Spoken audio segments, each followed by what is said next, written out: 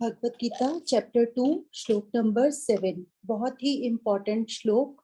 जैसा कि पहले श्लोक में अभी हमने पढ़ा कि जब उसकी भूमि तैयार हो जाती है तभी बीज हम उस पे डाल सकते हैं। और जब हमें यह खुद से महसूस होता है कि हाँ, हमें कोई काम करना है या किसी परिवर्तन के लिए हम अपने आप को तैयार कर लेते हैं, तभी किसी के समझने का हमारे ऊपर कुछ असर रहता है। वही हम इस श्लोक में भी अर्जुन का समर्पण भाव देखेंगे कि अब वो पूरी तरह से तैयार है और परमात्मा से कहते हैं कि जो आपको अच्छा लगता है आप मेरे लिए वह कहें, मैं वैसा ही करूंगा। कार्पण्य दोषोपहत स्वभावः पृच्छामि त्वां धर्म सम्मूढचेतः यच्छ्रेयः स्यान्निश्चितं ब्रूहि तन्मे शिष्यस्तेऽहं शाधि मां त्वां प्रपन्नम्।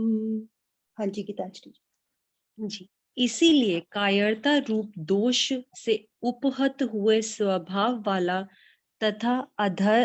तथा धर्म के विषय में मोहित चित्त हुआ मैं आपसे पूछता हूँ कि जो साधन निश्चित कल्याणकारक हो वह मेरे लिए कहिए, क्योंकि मैं आपका शिष्य हूँ, इसलिए आपके शरण हुए मुझे शिक्षा दीजिए। कमी हो और उसे स्वीकार कर लिया जाए तो कमी से उबरने का मार्ग मिल जाता है।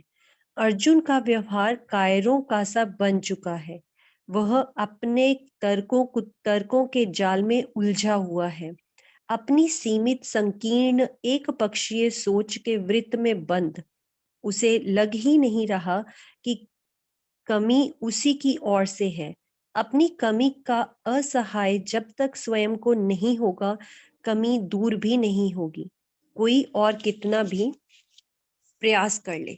श्री भगवान ने नपुंसक जैसे शब्द सुनकर अर्जुन की आंख खुली। उसे अपनी भूल स्वीकार हुई। लगा कहीं ना कहीं मेरा पक्ष अनुचित है। चिंतन में कृपणता कायरता है। यही नहीं, कर्तव्य के विषय में भी मेरा चित्त भ्रमित है, मोहित है। इसी से अर्जुन अपने लिए स्वयं कार्पण्य दोषोपहतः और धर्म सम्मूढ़ चेता जैसे शब्दों का प्रयोग किया है। यही वो भ्रामिक विषादग्रस्त स्थिति है जहां आवश्यकता है उचित मार्गदर्शन की। मन में जिज्ञासा जागृत हो जाए और आगे वैसा वातावरण मिल जाए तो भ्रम दूर होते और विषाद आहावत में बदलते भी देर नहीं लगती। पांवों तले रौंदी जा रही आम की गुठली किसी अच्छे माली के हाथ में लग जाए तो वह गुठली भी विशाल आम्र वृक्ष बनकर हजारों पथिकों को शीतल छाया और सुस्वादु आम्र फलों का माध्यम बन जाती है। इधर उधर ठुकराया पटकाया जा रहा पत्थर किसी कुशल कारीगर के हाथ में लगकर मंदिर का पूज्य विग्रह बन जाता है। यहीं से प्रारंभ होती है गीता के विषाद से योग और विषाद से आह्लाद की यात्रा। विश्व भर के अधिकांश चिंतक आज भी गीता के इस विलक्षण भाव यात्रा से चकित है। सामान्यतः विषाद तोड़ता है, जोड़ता नहीं। लेकिन धन्य गीता प्रेरणा, एक और निराशा का गहरा गर्त और दूसरी ओर आनंद में इठलाती उठाती आशा की पराकाष्ठा। दुख और निराशा की गहराती स्थिति में यदि आगे आधार नहीं मिला तो स्थिति अत्यधिक विकट हो सकती है। पागलपन, आत्महत्या आदि उसी भयावह स्थिति के परिणाम है, या फिर मन टूटने की ऐसी दुखद अवस्था जहां से निकल पाना भी असंभव सा हो जाता है। सौभाग्य से विषादग्रस्त मन को ईश्वर का आधार मिल गया, तब निश्चित है विषाद आह्लाद के रूप ही ले लेगा। मीरा को विष, प्रहलाद को अनेकानेक कष्ट, ध्रुव को विमाता का तीखा व्यंग, मंसूर को सूली, हरिदास की नग्न पीठ पर कोड़ों की तीव्र असह्य प्रहार, तुलसी को रत्नावली के शब्द प्रहार माध्यम ही बने इन महापुरुषों का परमात्मा से सीधा योग करवाने में। अर्जुन विषादग्रस्त हुआ, फिर किम कर्तव्य विमूढ़ भी हो गया। लेकिन अच्छा लक्षण यह कि इस अवस्था में शरणागति स्वीकार कर ली। कायरता छाई, मैं मोहित हुआ, है साधन मेरे लिए अब श्रेष्ठ क्या।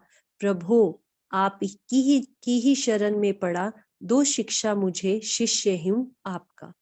अर्जुन समझ गया कि कल्याण का मार्ग केवल रथी सारथी के संबंध से अथवा सखा भाव में रहने वाले से नहीं मिलेगा। उसके लिए तो शिष्यत्व स्वीकार करना ही साधन है। वास्तविकता भी यही है।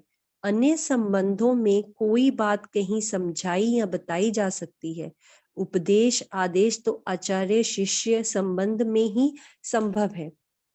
शिष्यता स्वीकार करना अर्थात अपना हट, अहम, तर्क कुतर्कों की उलझन त्याग कर आचार्य गुरु के आदेश की विनम्रता पूर्वक प्रतीक्षा।